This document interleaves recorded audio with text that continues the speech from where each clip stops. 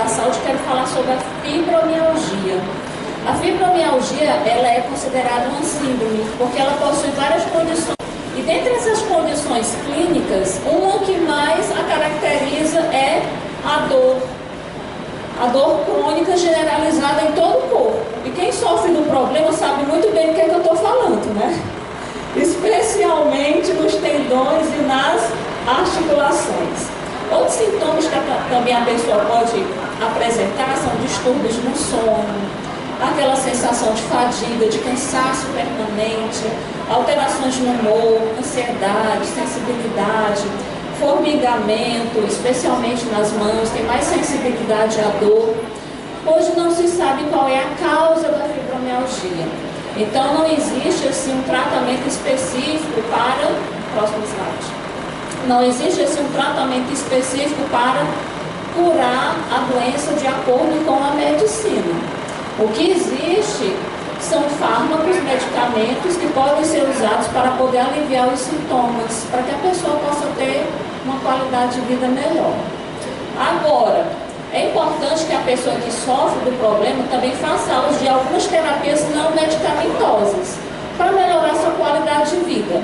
E dentre esses tópicos, a gente pode aqui citar a psicoterapia.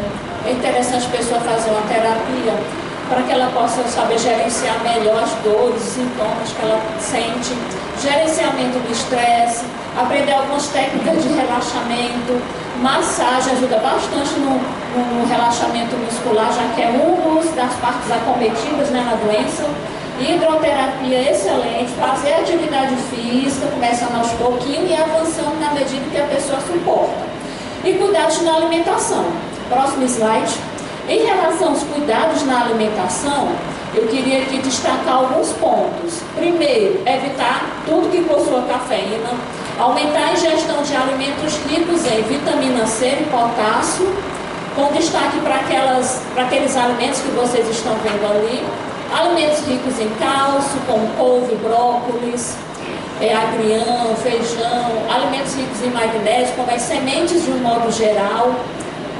E com relação à alimentação vegetariana, estudos mostram que a pessoa que faz uso dessa alimentação, a vegetariana, ou uma alimentação pobre em proteínas de origem animal e rica em proteínas de origem vegetal, ela tem melhoras consideráveis em relação aos seus sintomas, uma redução bem significativa.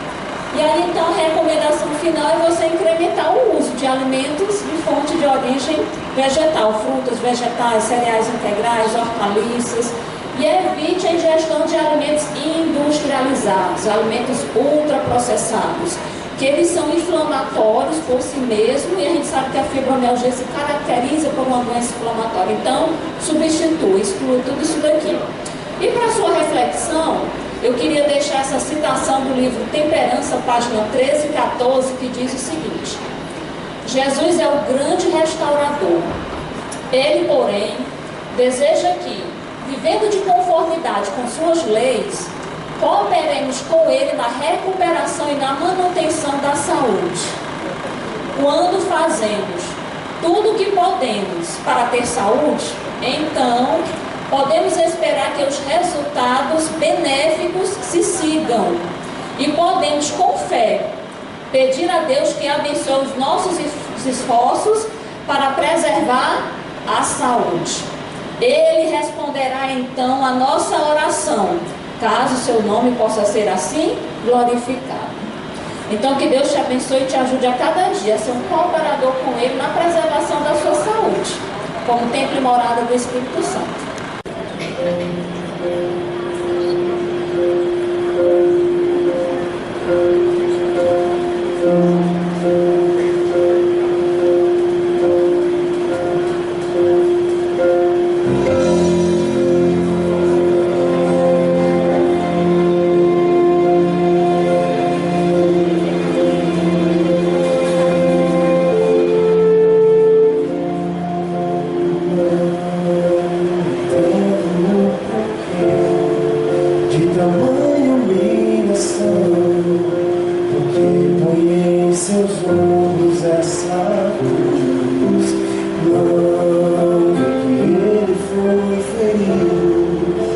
emoções te o levaram. Não vê que esse homem nada fez pra merecer o peso dessa cruz.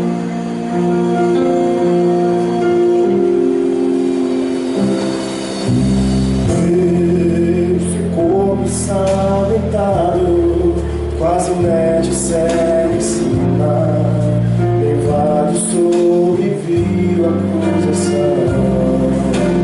Vê essa multidão, toma sua morte. Não entendo o porquê ele precisa suportar a tua estranha diferença.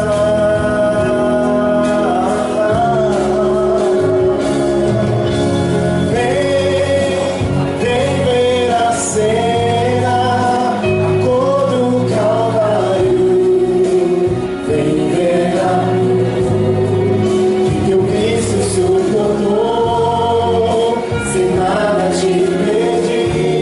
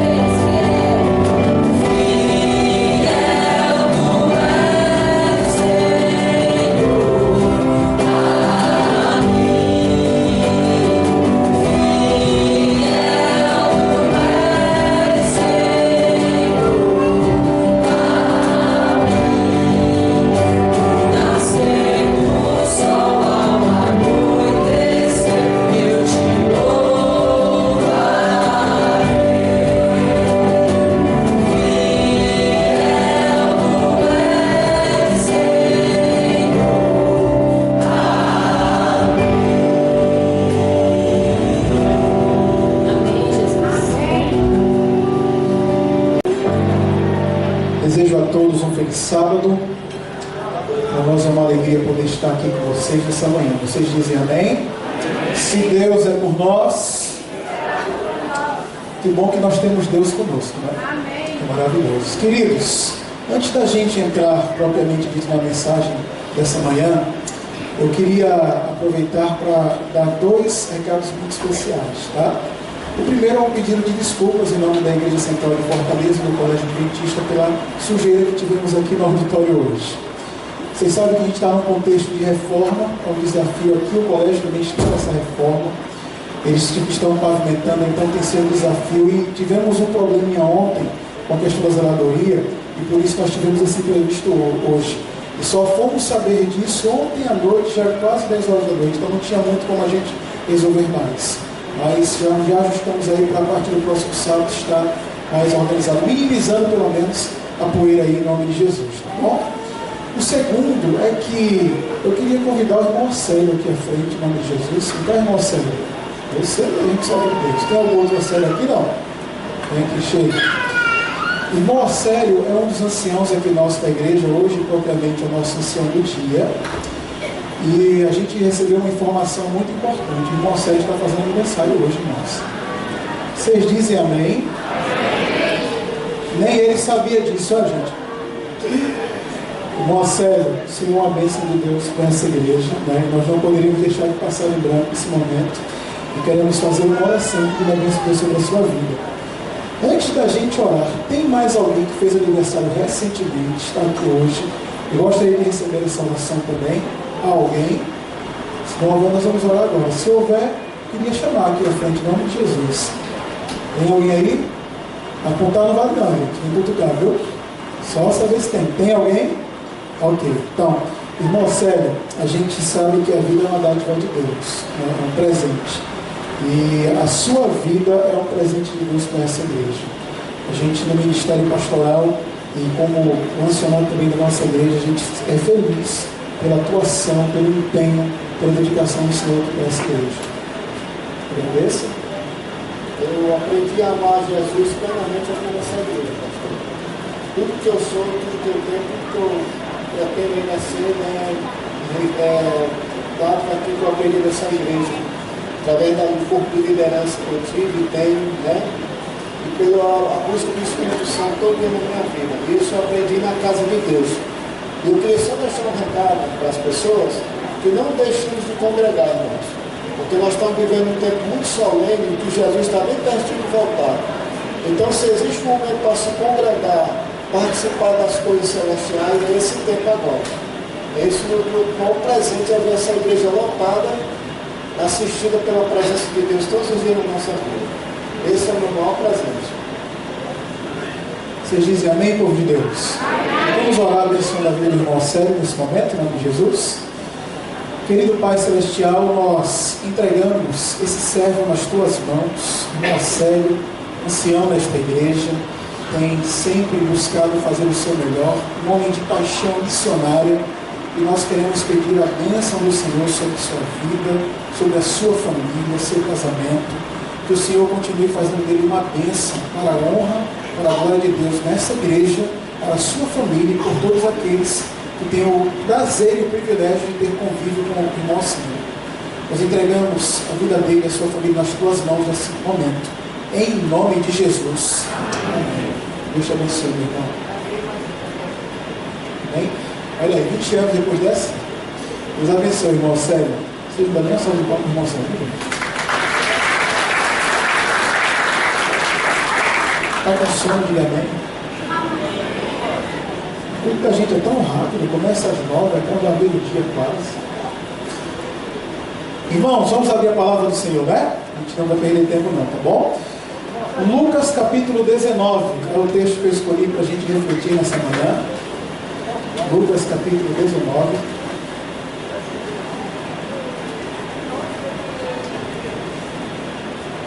Quem encontrou aí, diga amém. A história vocês conhecem bem. E eu quero trabalhar com vocês um pouquinho da vida desse personagem famoso das Escrituras Sagradas, porque tem algumas lições espirituais que valem a pena a gente estar lembrando e constantemente estar em nossa mente, tá bom? Lucas 19, 1 a 10, fala da história de um publicano chamado... Vamos ver juntos a história. Jesus entrou em Jericó e atravessava a cidade. Havia ali um homem rico chamado Zaqueu, chefe dos publicanos. Ele queria ver quem era Jesus. Mas sendo de pequena estatura, não conseguia por causa da multidão. Assim correu adiante e subiu numa figueira brava para vê-lo, pois Jesus ia passar por ali. Quando Jesus chegou àquele lugar, olhou para cima e lhe disse: Zaqueu, desça depressa, quero ficar hoje em sua casa. Então ele desceu rapidamente e o recebeu com alegria. Todo o povo viu isso e começou a se queixar. Ele se hospedou na casa de um pecador. Mas Zaqueu levantou-se e disse: olha, Senhor, estou dando a metade dos meus bens aos pobres, e se alguém extorquir alguma coisa, devolverei 4 vezes mais. E Jesus lhe disse: hoje o que? Houve salvação nesta casa, porque esse homem também é filho de Abraão, pois o Filho do Homem veio buscar e salvar a quem, queridos? O perdido. Tem alguém perdido aqui?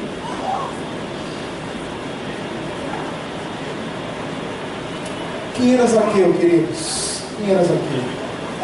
A Bíblia vai classificar Zaqueu como maioral dos publicanos. E entre esses, nós sabemos que existiam os publicanos, de maneira geral, e os chefes, os gestores, os administradores de publicanos, né? A palavra publicanos, ela significa um oficial romano de impostos. E ao longo do tempo, esse termo foi sofrendo alguns desdobramentos semânticos, perdão. E o que era um publicano de fato? Era um judeu a serviço de Roma. Vocês devem imaginar que o sentimento no coração das pessoas em relação ao publicano era um sentimento de revolta. Porque ele era considerado um traidor da pátria, alguém que estava trabalhando contra um inimigo que era o seu algoz, estava tentando extorquir as pessoas, cobrando seus impostos, geralmente impostos altos, para servir ao império opressor.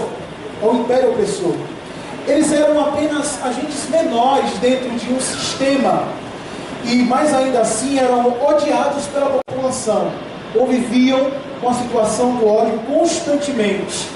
Para a nação escolhida, os coletores de impostos, eles eram o último elo de uma corrente de intoleráveis.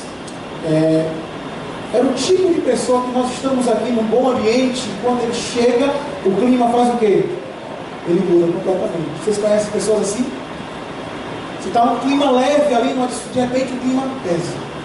Os olhares de julgamentos logo são lançados, os pensamentos negativos começam a vir à mente. É dessa forma que acontecia com o publicano. A maioria dos judeus acreditava que eles haviam desertado do judaísmo. E você sabe como fica a vida de um soldado que ele é desertor, por exemplo. Ele perde direitos civis, muitas vezes vai preso. Então as pessoas consideravam eles dessa forma. Era assim que era visto o publicano perante ali a sociedade, perante as pessoas. Só para a gente ter um pouquinho de noção, na Mishnah, que apresenta-se que os publicanos geralmente estão associados ali a ladrões, a cambistas, estão geralmente ali junto a gentios e assassinos, nos grupos em que são mencionados essas pessoas. Nos evangelhos você vai perceber que sempre eles estão associados a prostitutas. Quando se fala de publicanos, geralmente estão no grupo das prostitutas, no grupo dos ladrões, no grupo dos trapaceiros, no grupo dos pecadores, dos adúlteros. Então, eles acabaram se tornando sinônimo de pecadores. Assim era visto o publicano. Os publicanos, queridos, eles não podiam, por exemplo, pertencer à comunidade farisaica. Tem um outro sermão dessa mesma série que eu trabalho, onde eu explico um pouquinho do processo que existe para alguém se tornar um fariseu naquele período, né? Nos períodos bíblicos. E era interessante que o grupo dos fariseus, eles tinham um número limite, passou desse número, ninguém entrava mais. Existiam algumas regras para você pertencer a esse grupo e se firmar nesse grupo. E o que acontece? Um cobrador de impostos jamais teria a possibilidade de entrar no grupo do fariseu. E a gente às vezes brinca de forma pejorativa, né? Pô, fulano é um fariseu, A gente usa esse termo assim de forma pejorativa, mas naquele tempo, ser fariseu era algo, uma classe de elite religiosa, era algo que era bem visto aos olhos das pessoas. O publicano jamais poderia ser fariseu, e se um fariseu se tornasse coletor de impostos, ele automaticamente ele era expelido, ele era expulso do grupo dos fariseus. Socialmente, os publicanos, eles passavam a viver em ostracismo, havia meio que uma rejeição, eles ficavam isolados, eram privados de direitos civis, alguns desses concedidos até a bastardos, e não sendo um político ou membro do clero, é interessante que Jesus ele se associou a essas pessoas. E a gente vai começando a pensar, diante de uma cultura social que pensava dessa maneira, como é que não ficava a mente das pessoas de maneira geral? Vamos utilizar aqui, contextualizando o nosso momento, a mente das pessoas da igreja, ao verem Jesus se associando com esse tipo de gente, se é que a gente pode dizer assim. Obviamente, o senso dessas pessoas foi chocado de uma forma aterrorizante, né? Chamaram um coletor de impostos para se associar livremente, sentar com esse à mesa.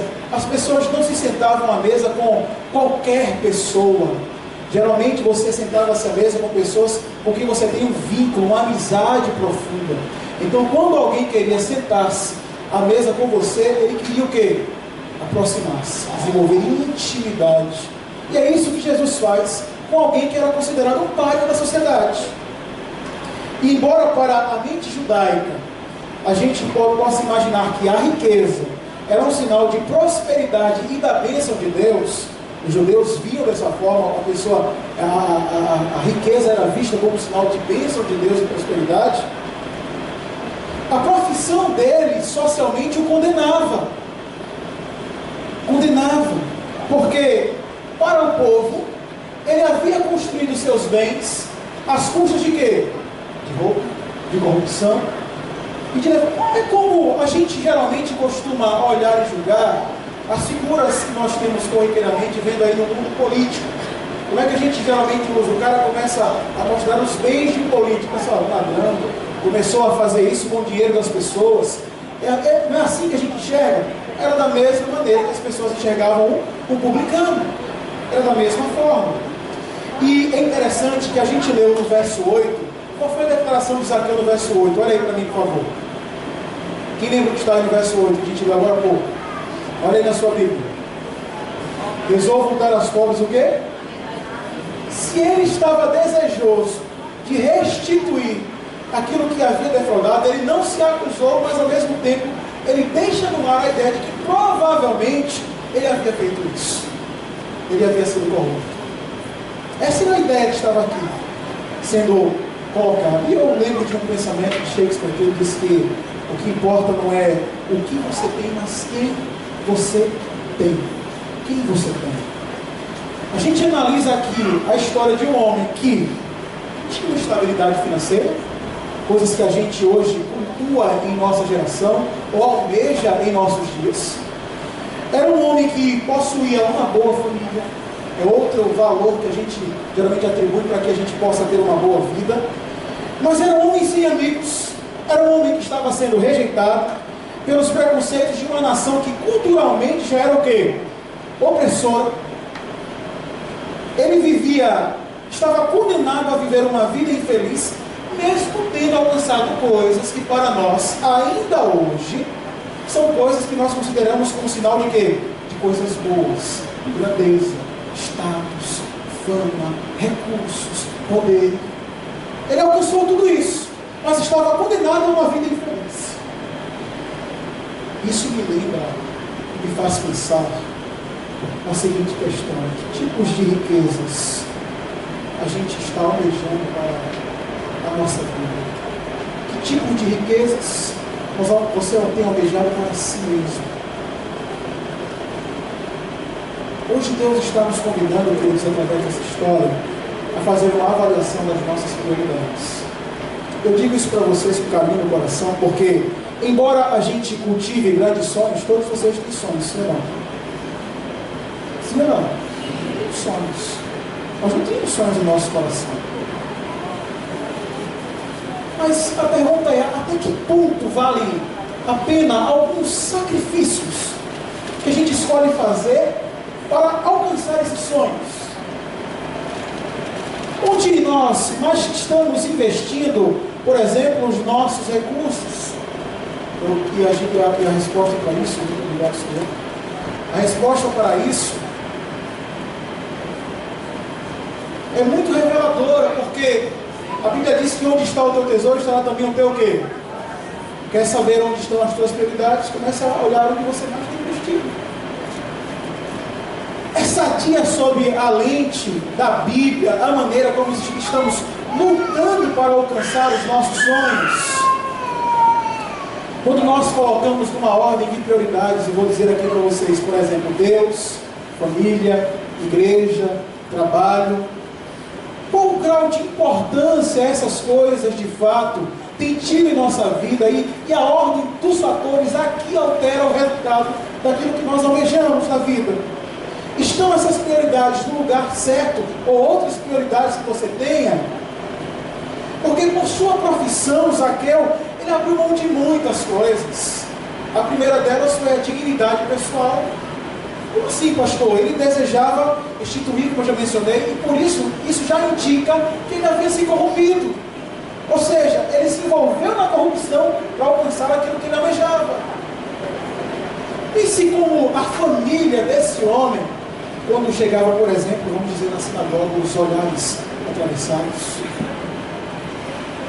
as pessoas julgando que aquilo que eles tinham de patrimônio eles tinham conseguido porque tinham roubado dos seus vizinhos e amigos ali, cobrando impostos. Imagine o repúdio religioso, e a gente sabe como é nocivo quando a gente recebe um olhar de julgamento das pessoas. O julgamento dos ensinos, os boatos correndo na comunidade. Será que vale mesmo a pena passar por situações como essas por dinheiro, status, posição? Quantos em busca de bem-estar, em busca de dinheiro ou avançar na vida profissional, estão abrindo mão da sua comunhão com Deus, abrindo mão do tempo com a sua família, ajudar a obra de Deus a avançar? Quantas vezes nos esgotamos emocionalmente, fisicamente, quando a obra de Deus precisa dos nossos talentos, nós não temos nada a oferecer, porque nós só nos colocamos a sobra do tempo, a sobra dos dons, a sobra dos nossos esforços. O que resta eu ofereço a Deus, porque todo o meu resto do meu tempo está dedicado à busca dos meus sonhos. Qual foi a última vez que você fez um jejum, passou uma noite na presença de Deus em oração, estudando a palavra de Deus? São perguntas que a gente precisa fazer e se fazer. Avalie-se, porque a gente muitas vezes consegue passar dias inteiros estudando biologia, química, filosofia, mas é uma luta para passar 10 minutos com a palavra de Deus aberta no coração. Entende? Vira à noite assistindo séries, mas não consegue, passa 3, 4 horas olhando a vida dos outros na rede social, mas não consegue falar de Jesus para pessoas. Precisamos nos avaliar. Que tipo de cristãos nós queremos ser? Que tipo de seguidores de Jesus nós almejamos ser em nossa vida? A gente consegue falar da vida dos outros, mas não consegue falar da vida do nosso. Terrível. E ainda assim pensamos que estamos caminhando para... Existe uma diferença entre estar no caminho correto e achar que estamos andando no caminho correto. Existe uma diferença entre isso. Sempre vai existir dinheiro para ter um bom smartphone.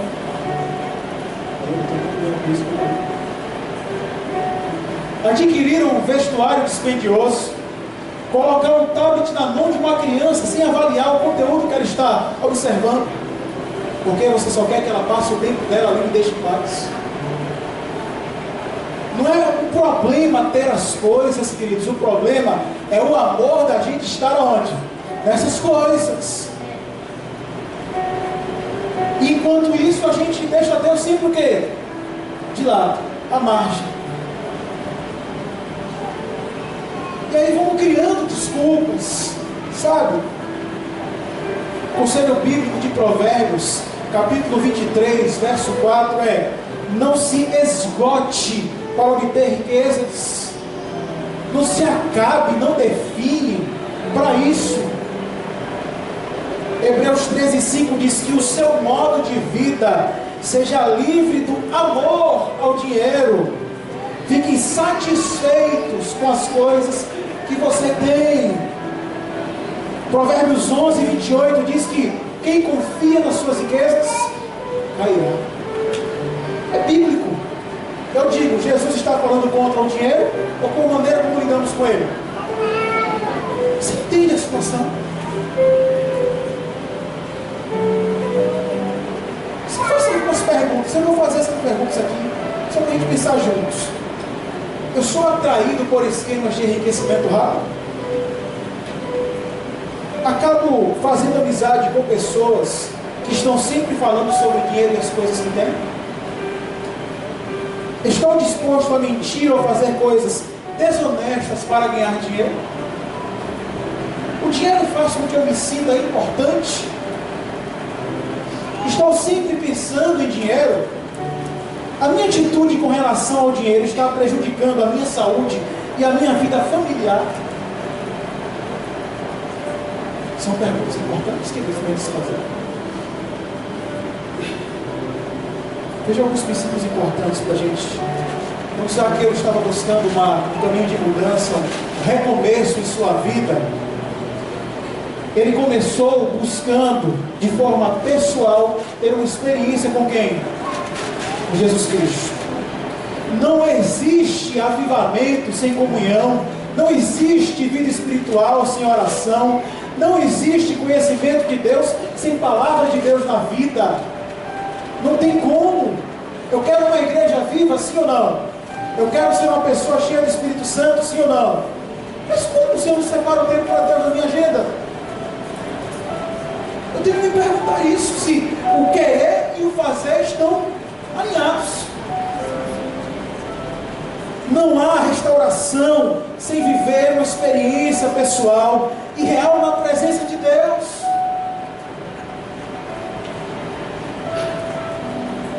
Tempo a sós com o Senhor. O segundo aspecto da vida de Zaqueu que nos leva a refletir nessa manhã tem a ver com arrependimento. Porque arrependimento não é apenas um sentimento que fica só por isso mesmo, não fim em si mesmo. Arrependimento tem que gerar mudança, tem que gerar transformação, tem que gerar mudança de rota.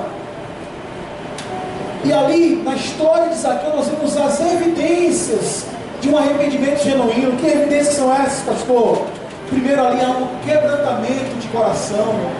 Nós vimos ali o homem se esvaziando de si, renunciando de forma humilde, ouvindo e fazendo aquilo que Jesus falou, e se prontificando a ter atos ali de uma mudança na sua vida. O segundo aspecto é o desapego ao dinheiro, que está ali, quando ele fala em doar aos pobres a metade dos bens. Ele está dizendo, olha, eu realmente me corrompi por isso, eu errei, mas eu estou vendo que não vale a pena. É melhor estar em harmonia com o Senhor. É isso que Zaqueu está dizendo aqui. O terceiro aspecto, que ele expressou publicamente a sua mudança de vida. Uma vez que a mudança aconteceu, ele não teve vergonha de falar, eu sou outra pessoa. Sabe gente que tem medo de vergonha de testemunhar que é crente nos campos que passa? Porque fica com medo da maneira como as pessoas vão rotular porque é fiel. Pensa nisso comigo, tá? Expressou publicamente sua mudança, ignorou o julgamento daqueles que colocavam para baixo. Olha, queridos, eu vou dizer para vocês. Tem uma frase popular que diz assim, ó, como é que é, meu Deus? Cuide da sua Faça seu nome que a sua caveira já tem quem faça. Já ouviu esse ditado aí? Nunca ouviram não? Faça teu nome que a tua caveira já tem quem faça. O que tem de gente querendo botar você para baixo, você quer ver um exemplo disso? Comece a falar muito da sua felicidade, das suas conquistas, das coisas boas que você conseguiu na vida, perto das pessoas, você vai perceber a reação delas. Geralmente, quem não gosta de você começa a se incomodar com o seu crescimento, com a sua felicidade. É assim. É assim. Para colocar para baixo tem muita gente. A gente precisa botar as pessoas para cima, diga amém. Botar as pessoas para avançar, continuar seguindo na direção do reino de Deus. O terceiro aspecto está aqui, é a restituição. Sim, restituição, pastor. Tá, eu me arrependi, eu pedi perdão, mas eu não devolvo às pessoas aquilo que eu roubei. Eu continuo errado. Falta eu pedir perdão no exime da minha responsabilidade de pagar aquilo que eu devo. Sim ou não? Tem que corrigir o erro que cometeu. Então Zaqueu se levantou e disse: Senhor, Senhor, resolvo dar aos pobres a metade dos meus bens, se alguma coisa eu defraudar alguém, restituo 4 vezes mais. E ao nos transformar, sabe o que Deus nos faz? Ele nos restitui o direito à herança no reino de Deus. Diga amém. Nós somos herdeiros e co-herdeiros com Cristo, uma promessa que não tem dinheiro nessa terra que vale a pena não, Cristo. Hoje houve salvação nessa casa, pois esse homem é filho de Abraão, e ele se torna então herdeiro da promessa. Diga amém. Da mesma maneira, nós devemos restituir aquilo que roubamos. Se a gente roubou das pessoas, restitua as pessoas. Se você roubou de Deus, restitua a Deus. A Bíblia diz: vós me roubais o quê? Os dízimos e o quê? Se houve isso, restitua ao Senhor aquilo que foi roubado. Se roubamos os pactos de ofertas, devolva a Deus. Se roubamos colegas de trabalho, amigos, familiares, parentes, temos o dever de restituir aquilo que tiramos, seja isso propriedade, dignidade, posição, dinheiro. Tem gente que ofende as pessoas publicamente, só que perde perdão no privado. Era para ser o inverso. Você elogia em público e repreende as pessoas no privado. Tem que aprender algumas coisas como indivíduos para conviver em sociedade. Zaqueu, queridos, não precisava de uma ajuda, de uma cesta básica neste momento. Não era de argumentos para lhe apontar o caminho da verdade. Ele não precisava, não queria alguém que condenasse, eu posso dizer para ele: que está errado nisso aqui, que é o que a gente sabe fazer. O que ele queria era ser acolhido, ser recebido, sentir-se parte. Entende? E aqueles que se afastam de Deus e querem retornar à presença de Deus, o que é que eles querem, queridos? Sentir-se parte, ser recebido de volta. Ele não buscava uma região de formalidades, ele buscava uma experiência pessoal com Jesus Cristo. E aqui há um contraste extraordinário para a gente pensar. Os fariseus, eles possuíam religiosidade, sem conhecer a Deus estavam satisfeitos. Você conhece gente assim na igreja? Gente que vive direitinho os princípios, os valores, mas não reflete Jesus em nada que está falando de verdade. Só forma, só procedimento. A pergunta é: quanto de Deus está nas coisas que fazemos?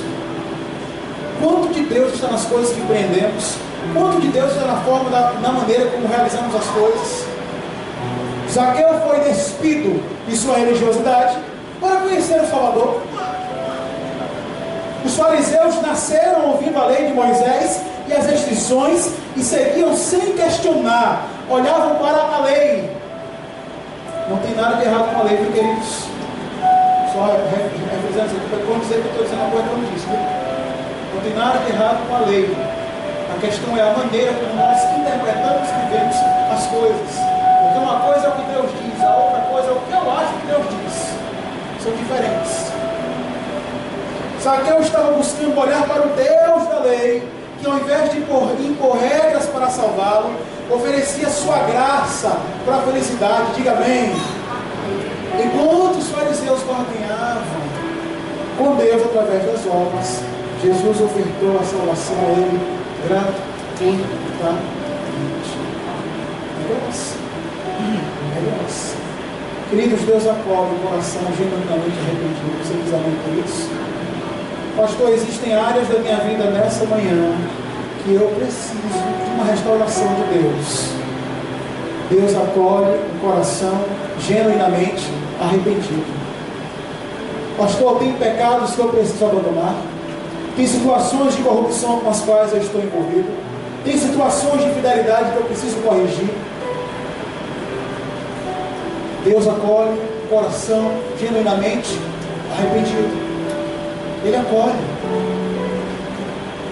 Quando todos se voltavam contra Zaqueu, Jesus esteve ao seu lado. Diga amém. Quando todos o odiavam, o mestre o amou. Mestre o amou. Quando o mundo lhe virou as costas, Jesus abriu os braços. É assim que Jesus age. É assim que ele faz. E o que é a graça e transformação desse processo? Quando o coração de Zaqueu foi transformado, ele se tornou um homem o quê? Melhor. Ele se tornou um homem melhor. Ele já não era mais o mesmo. Eu queria dizer para você que nenhum encontro que a Bíblia menciona, onde alguém se encontrou com Jesus Cristo de verdade e teve uma experiência com Ele, essas pessoas nunca mais foram as mesmas pessoas. Passou a agir corretamente nos seus deveres, cultivar um caráter no qual o Senhor se agrada. Ele se tornou um homem diferente. Gallagher diz que a graça é o poder de Deus para nos ajudar a mudar. É o poder de Deus para nos ajudar a mudar. Os fariseus tentavam a salvação por aquilo que eles exteriorizavam, pela sua prática. A religiosidade não é assim. Mas a mudança genuína ocorre quando a raiz do problema é tratada, o coração é transformado, e aí o coração transborda nas ações, transborda nas palavras, transborda nos pensamentos. A graça também trabalha em nossa vida de maneira progressiva. Diariamente, os discípulos oravam por novos suprimentos da graça de Deus. Eu encontro a graça e eu permaneço nessa graça. E os cenários que aqui se apresentam mostram a alegria de Deus para transformar vidas, porque a graça de Jesus nos salva, queridos. É salvadora. Nós não estamos falando aqui de uma graça barata, onde a gente fica barganhando com Deus para tentar limpar a consciência culpada de pecados premeditados e acariciados, mas de uma graça que muda toda a nossa natureza, restaura a nossa maneira de ser, de falar, de pensar, de agir, quem somos. Ela opera limpeza na nossa vida, na nossa alma, e a libertação das nossas culpas, e nos conduz a uma experiência maravilhosa, que é a experiência da alegria da salvação.